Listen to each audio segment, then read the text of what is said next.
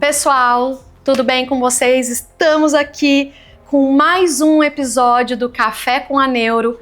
Mês de outubro, mês do médico, dia do neuropediatra. E para fazer um episódio muito especial no mês do médico, eu chamei minha amiga neuropediatra Cristiane Santos. Cris, obrigada por ter vindo. Eu que agradeço. Seja bem-vinda. A gente se fala praticamente todos os dias, então a gente vai tentar manter a informalidade nesse episódio. E hoje o café com a Neuro, na verdade, foi suco com a Neuro lá na mesa do café da manhã, né, Cris? Porque a Cris não toma café. Então, foi delicioso. A gente vai sair daqui, a gente vai voltar a tomar mais suco e uma coquinha, né, Cris?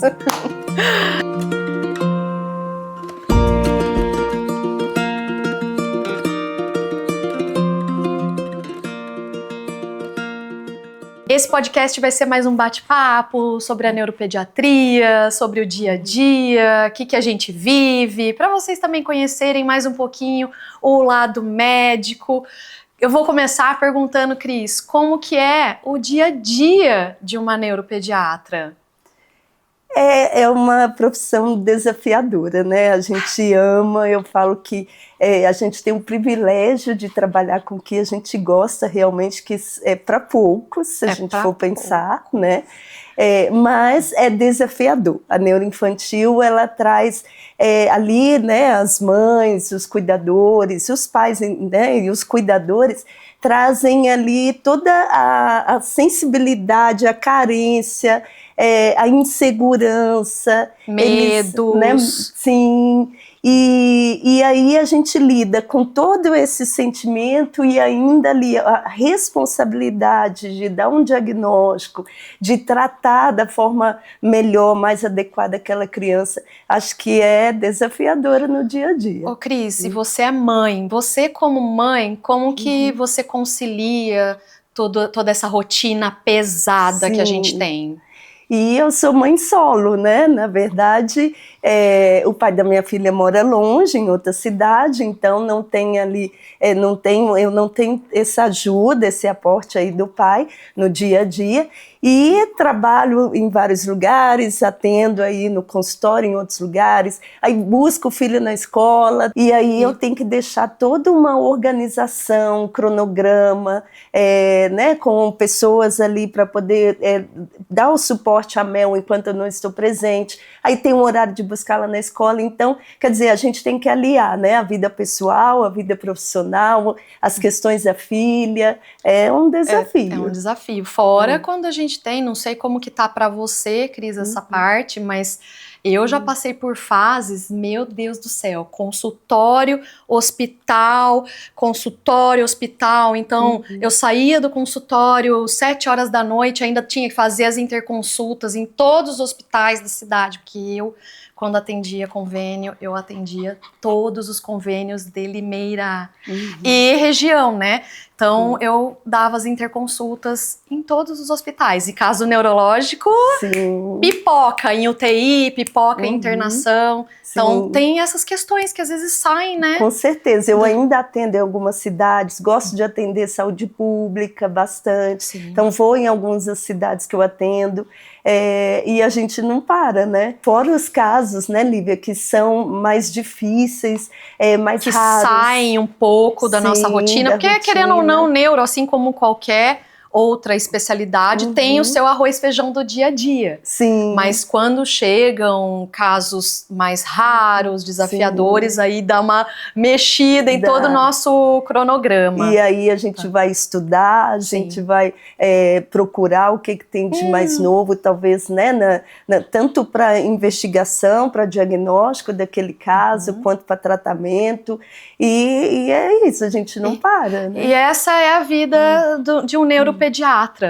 Cris, conta um pouquinho aqui para quem nos assiste, que mais você pega no consultório. Eu acho que é interessante os pais saberem o que, além das queixas que eles têm, quais são as queixas dos outros pais, quais são os outros casos, o que você vê mais aí no seu dia a dia como neuropediatra? Bom, nos últimos anos foram os transtornos do neurodesenvolvimento, né? O autismo, o TDAH, os transtornos comportamentais. Atrasos em geral, linguagem. Sim, com certeza. Mas é aquilo que a gente conversa, né, Lívia? Sempre a gente tem muita cautela hoje com esse diagnóstico, porque a gente vê super diagnósticos por aí, então a gente sempre conversa sobre isso, cautela no diagnóstico e cautela no tratamento, né? Cautela, a gente falou esses dias, por exemplo, sobre TOD. Sim. Transtorno opositor desafiador, transtorno opositivo desafiador, transtorno opositor desafiante. Até hoje não existe um consenso para nome de TOD, tá? Mas mesmo assim, esse diagnóstico está assim extremamente superestimado, né, Cris? Tem criança de 2 anos, de 3 anos que os pais reclamam que não sabem ouvir o não e já saem rotulados por outros profissionais como TOD. E eu acho, Cris, que muitos profissionais não sabem o que é um TOD verdadeiro. Olha, eu também tenho essa impressão. Primeiro porque saber diferenciar o que é o normal do que é patológico, justamente pela idade. Do que é um transtorno. Sim, e aí a vivência, porque quando a gente tem casos de verdade do TOD, aí você vê o que realmente é um TOD. Assim, é difícil para a família lidar, extremamente difícil. O prejuízo é enorme, prejuízo emocional da família, prejuízo social. Então, esse diagnóstico, eu vivo isso todo dia, porque realmente eu tenho recebido, eu desdiagnostico TOD. Assim como eu desdiagnostico muitos casos de autismo, pessoal. E eu tenho conversado, além de você, com muitos outros, a gente se conversa demais. Então essa palavra desdiagnóstico hoje tá muito comum, porque são tantos casos que vem errado que a gente, opa, mãe, não. É isso e aquilo, mas não é esse o diagnóstico. Vamos fazer essa revisão para a criança também não sair laudada quando não se existe nada, né? É interessante que a gente assistiu a um boom aí dos casos de autismo. Sim, né? Que é fato. É fato. Né? E agora o que a gente vem vendo é o superdiagnóstico, né? É justamente isso. E a gente ter cuidado com os fenótipos ampliados, que são às vezes aqueles parentes, o pai e a mãe, que às vezes têm algumas características, mas não preenche, né? Suficientes para fechar o diagnóstico.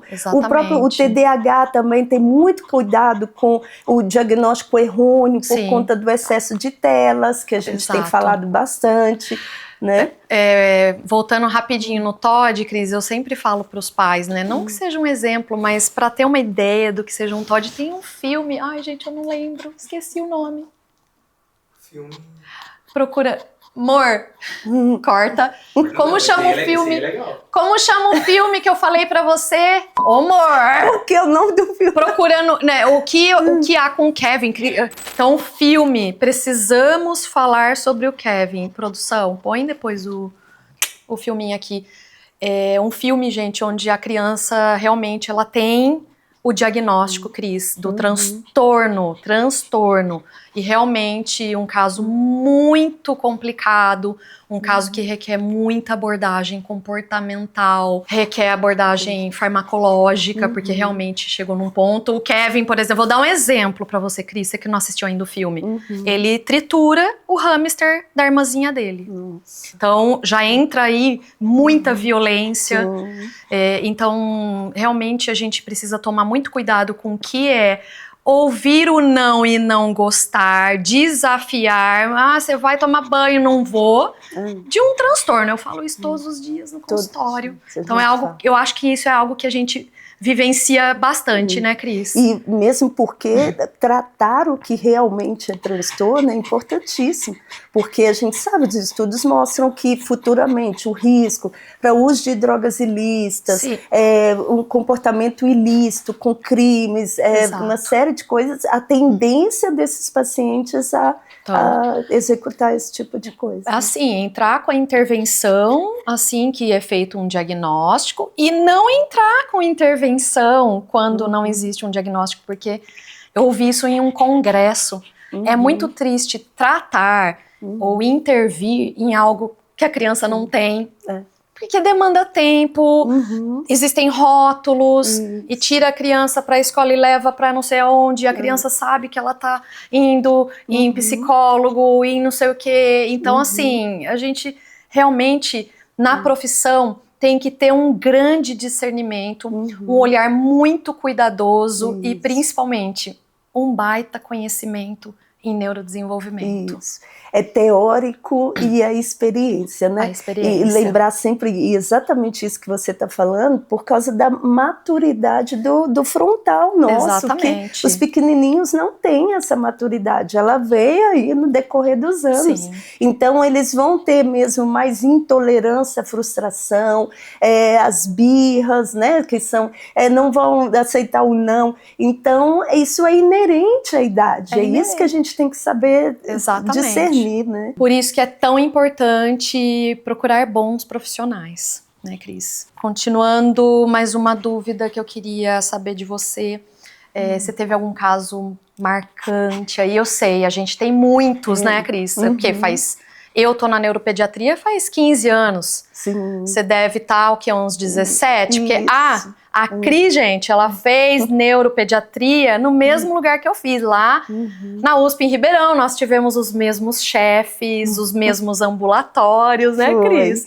E então, até nossa história um pouquinho semelhante, porque a gente veio da neuroadulto, né? A gente não fez pediatria, a gente fez neuroadulto e depois neuropediatria. Fizemos, então, eu já tenho 15 anos, você foi uns 17?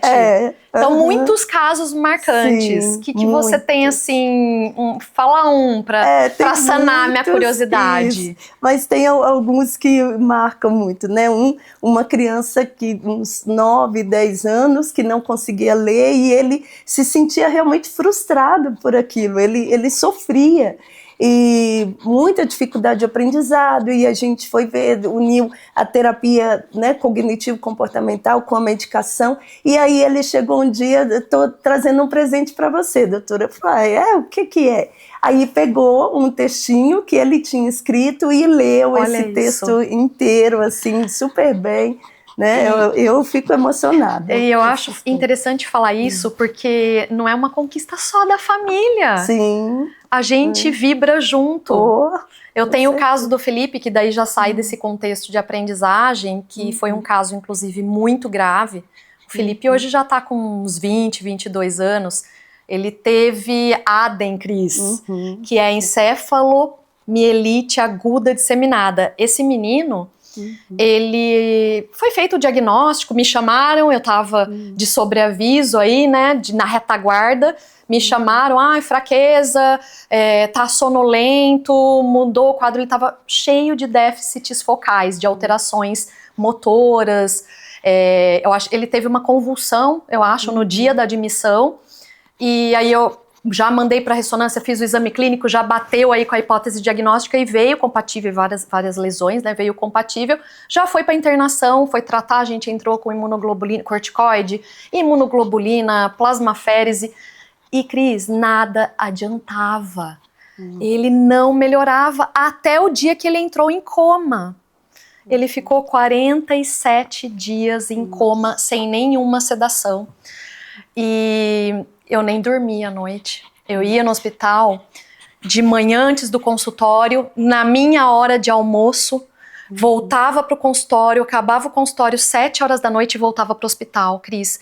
O mês inteirinho na minha vida foi assim. Eu tive a insônia que o médico que está passando por apuro tem.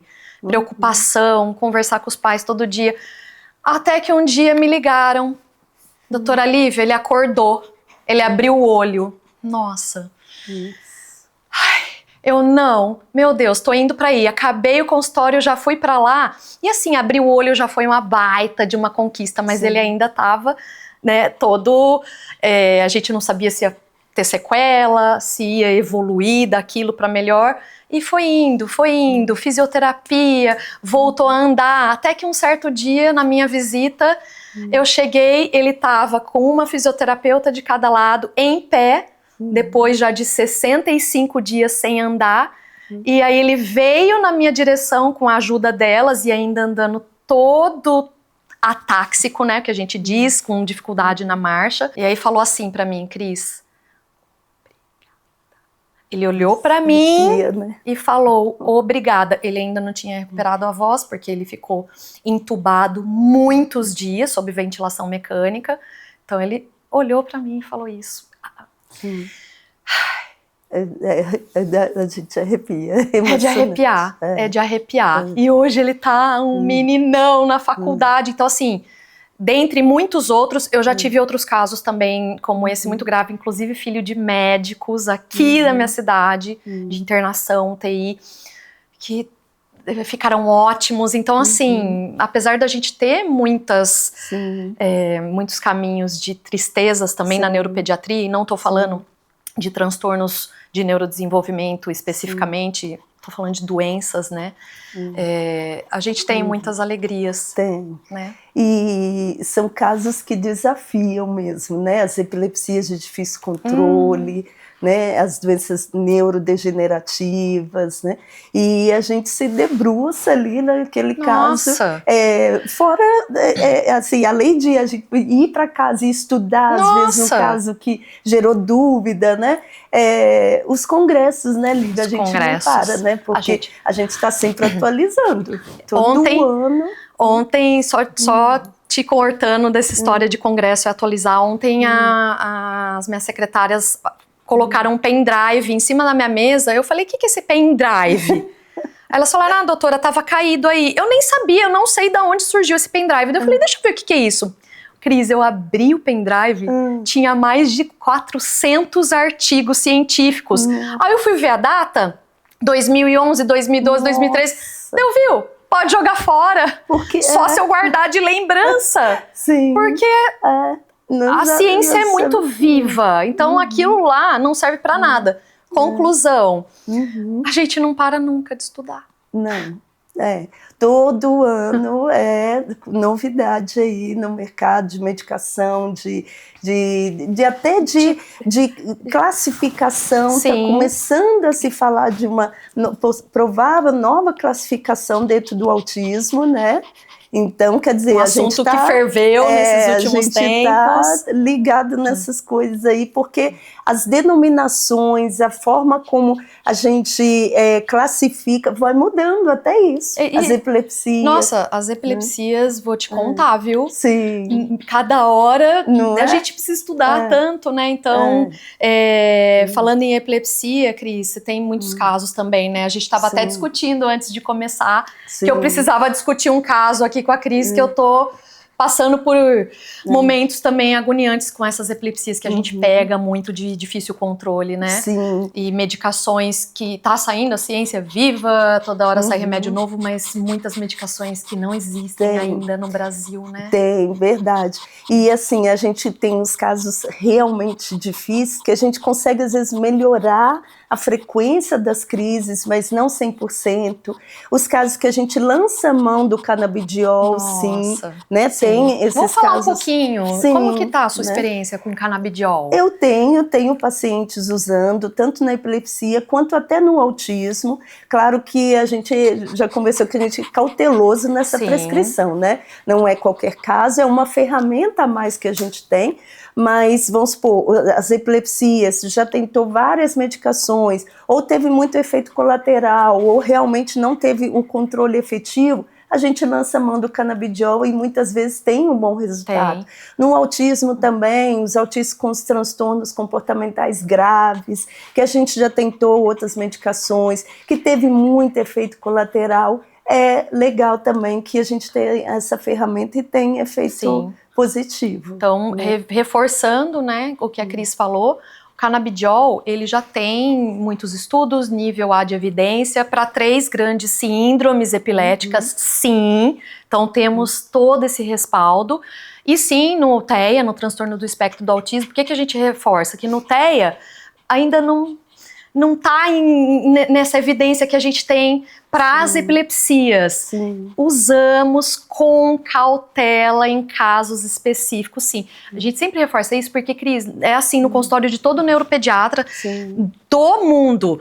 Ai, doutor, e o canabidiol? E o canabidiol? E o canabidiol? Então, tem criança que é aí um nível 1 de suporte, que tem uma queixa, às vezes, de desatenção, aí às vezes dá uma desregulada, às vezes dá, tá? Não é que desregula, que entra em crise.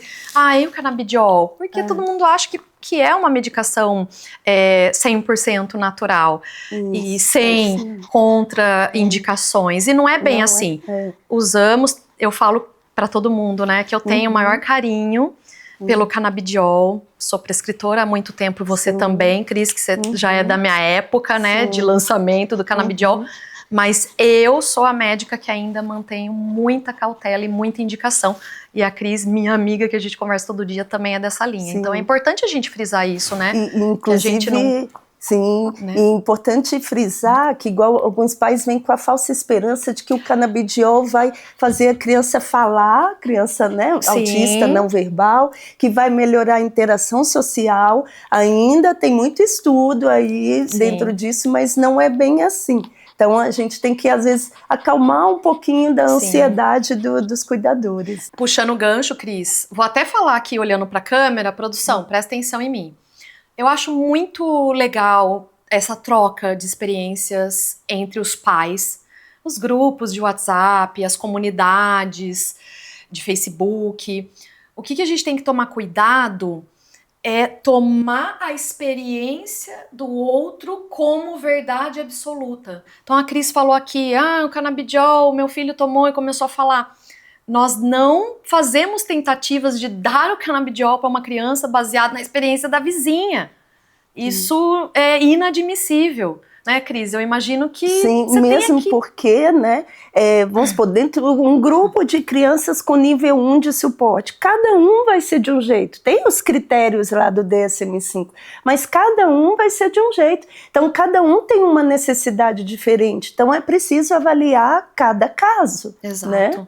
Tão importante isso, né? Acho que isso não serve só para o autismo, né? Sim. Isso serve para tudo que a gente vivencia. Então, por exemplo, a aprendizagem, a enxaqueca. Eu quero tomar isso porque isso funcionou para o filho do meu vizinho, de novo vizinho. Paralisia cerebral. Sim. Então, tem uma mãe que fala, aquela criança da minha comunidade fez a aplicação disso, daquilo, para ela funcionou. Não significa que para você vai funcionar. A gente não pode usar a criança como rato de laboratório. Ô Cris, aproveitando que eu acabei de falar que as coisas não funcionam iguais para todas as crianças, e citei também a paralisia cerebral, conta um pouquinho pro pessoal, porque você faz aplicação, né, de toxina botulínica, eu também, mas a sua experiência tá bem forte agora. Sim. Conta o que é a toxina botulínica na neurologia infantil. A toxina é a nossa queridinha também, né? Ela é toxina terapêutica, né? É a mesma utilizada até na estética, mas na neurologia até utilizada muitos anos antes do que na estética, ao contrário do que muitas pessoas pensam, né? E a gente utiliza muito na espasticidade, nas distonias, né? Nos espasmos faciais, na cialorreia. Então tem na enxaqueca, existe um protocolo específico para enxaqueca. Você está aplicando na enxaqueca para adulto? Sim, e é efetivo, tem comprovação nível A de evidência, né, nos estudos, e é bastante efetivo. É que na criança, infelizmente, aqui para quem está nos assistindo, no adulto é nível A de evidência, é maravilhoso, inclusive minha irmã tá vindo, Cris, passar o fim do ano aqui, a gente já vai fazer, porque ela tem enxaqueca em todos os pontos, mas na criança... Porque muitos pais que tratam enxaqueca falam, a dela é igualzinha a minha, a gente pode fazer um... Não, na criança a gente ainda não aplica. Mas a espasticidade, para contextualizar o pessoal que não sabe o que é, então essa rigidez que ajuda a fazer esse relaxamento, né? Isso. Melhorando o relaxamento, aquela rigidez da criança, do paciente espástico, você melhora a dor, melhora a possibilidade de ampliar a fisioterapia, alivia, melhora espasmos, que eles falam que tem muitos espasmos, às vezes à noite, melhora, né? O clonos, cuidador, né? Sim. E o cuidado fica mais fácil por parte do cuidador. O dia a dia, né? dar banho, pôr a fralda, pôr a Aham. camiseta. Então, a espasticidade, essa rigidez que é tão difícil da família manejar no dia a dia, do fisioterapeuta manejar no dia a dia, né? Sim. A Cris faz toxina botulínica, inclusive no meu consultório eu faço a aplicação de esporte, botox. Na verdade, eu uso essas duas marcas, né, Cris? Sim. Tem outras. No consultório eu faço nos grandes músculos, mas eu imagino que você já tenha o artifício do ultrassom, né? Isso, Guiado. utilizo com ultrassom, porque aí a gente visualiza o músculo e melhora a assertividade da aplicação, né? Sim. Então o efeito fica mais positivo. Preciso, né? Mais preciso. Que a gente vai lá na musculatura, no olhômetro, mas a parte, pra mim, a parte de membro superior, o membro inferior, ok, né? São músculos maiores. Músculos maiores, uma anatomia mais visível. Agora, a parte de músculo. Inclusive, Cris, eu já tô indo lá no seu consultório pra fazer um upgrade, uma atualização na toxina já com ultrassom, viu?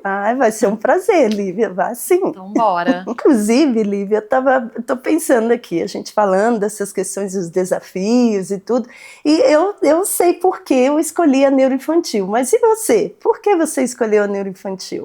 Uau! Na verdade, bom, meu pai é pediatra, meu irmão pediatra. Sempre gostei muito de idoso, mas sempre gostei muito de criança. Eu ficava entre os extremos. Mas eu me apaixonei pela neuro na faculdade. Aí eu escolhi idoso neuro, AVC, doenças neurodegenerativas. Só que dentro da grade de neuro, todo neurologista tem que passar pela grade da neuroinfantil. 2 meses de neuroinfantil dentro da neuroadulto. Acabou pra mim. Pai, não vou voltar. Eu tava no R3. Não vou voltar pra Limeira, quero fazer outra residência. Dele, oi? Agora eu vou pra neuropediatria. Acho que meu pai fez o quê? Não acredito! Amor! Ele, nossa, você vai trabalhar comigo aqui no consultório com seu irmão, neuropediatria com pediatra, com pneumopediatra. Aí ele super me apoiou, continuou me ajudando, continuei morando e fui pra Ribeirão Preto, saí de Rio Preto, fui pra Ribeirão, fiz aí a neuropediatria, completamente apaixonada. Que maravilha. E você? Conta você agora. A neurologia eu escolhi já na época da faculdade, quando eu fui da monitoria de neuroanatomia, eu já comecei a me apaixonar pela neuro, olha que loucura, né? E aí nunca mais eu pensei em outra área, era neurologia. E aí fiz a neuroadulto e também no estágio de neuroinfantil dentro da neuroadulto, eu falei, não, eu acho que o que eu amo mesmo, que me desperta a paixão é aqui na neuroinfantil. É neurocriança. E fiquei também. Para finalizar esse podcast, em homenagem ao Dia dos Médicos, mês de outubro, sobretudo o dia do neurologista e do neuropediatra, eu quero encerrar aqui falando que na medicina a gente não sai do consultório ou do hospital, chega em casa e desliga o botão. Isso, pelo menos para mim, eu não consigo separar. A gente sofre com as famílias, a gente quer ver o melhor para o paciente, o sucesso do paciente é o nosso sucesso. Então não desligamos, existe todo esse lado humano, a parte que a gente sente dores. Eu contei aqui anteriormente do caso do Felipe, eu fiquei noites sem dormir e vários outros casos também. A Cris está aqui, ela pode confirmar, né, Cris, essa questão do nosso sentimental, do nosso psicológico, na nossa vivência como neuropediatra. Sim. Aliás, tem pessoas que perguntam, né? Ai, como que você aguenta, né? A gente tem que estar bem, né, emocionalmente. Às vezes a gente procura até terapia e tudo, porque tem que estar bem emocionalmente e porque até para ajudar o outro. A gente leva para casa, a gente fica pensando o que eu vou fazer, como que vai ser, como que tá esses cuidadores com essa criança lá. É a empatia, né? A empatia. Eu falo com as mães, a gente, às vezes elas agradecem, eu falo, gente, é o mínimo, é você ter empatia, Sim. se colocar no lugar do outro. Se fosse eu ali com a minha filha, né? E é isso. Isso né? daí, inclusive, acontece tanto todos esses anos, mas foi muito recente que eu fiquei muito tocada com outro caso de uma criança com paralisia cerebral muito grave e ela não se mexe, ela é toda dependente, 100% dependente, e ela fica deitadinha na maca enquanto eu converso com a família.